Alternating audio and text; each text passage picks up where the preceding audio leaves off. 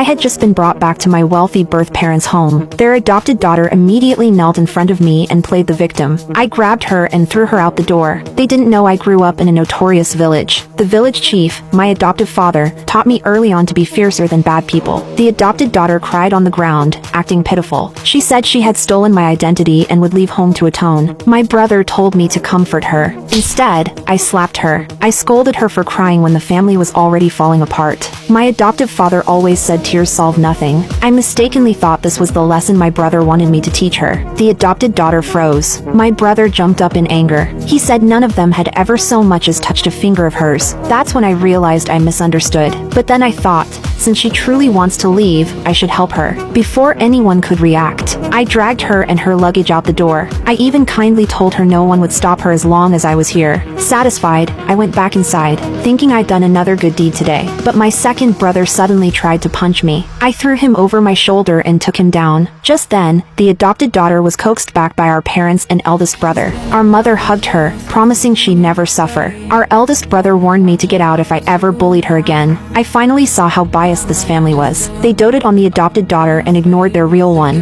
But I stayed anyway, because I came back for what belonged to me. Growing up in that village, I vowed to earn 10 billion to rebuild it. Later, I went to my room. The place was a mess. On the desk was a notebook. It described my father as selfish, my oldest brother as scheming, and my second brother as violent. Turns out the adopted daughter created a horror journal to scare me away. I flipped through it and said I didn't get it, then tossed it in the trash. Outside, she stomped her feet in anger. At dinner, my second brother lost his temper again. A maid spilled some water by accident. He tried to stab her hand with chopsticks. I stopped him instantly. Seeing my strength, my oldest brother changed the subject. He handed my exam results to our father, saying I only scored a little over 300, far below the adopted daughter, and that I embarrassed the family, suggesting canceling the recognition banquet. I explained I wasn't good at liberal arts, but excelled at martial arts. They laughed, saying all I knew was fighting. I bent an iron spoon on the spot. The room fell silent. The next day, the recognition banquet still took place. My brothers claimed in public they would take care of me, but outside, they told the adopted daughter she was the only sister they acknowledged.